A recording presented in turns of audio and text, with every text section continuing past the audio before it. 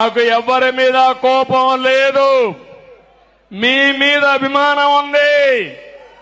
అందుకే చెప్తున్నా, కుప్పం ఒక ప్రశాంతమైన ప్రాంతం అవునా కాదా అని మిమ్మల్ని అడుగుతున్నా.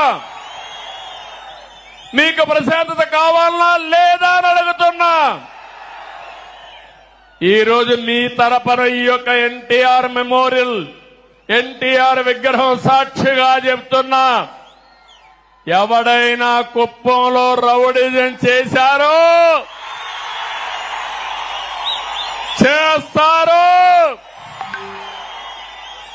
అదే కడపటి రోజు అవుతుంది. మీకు జాగ్రత్త.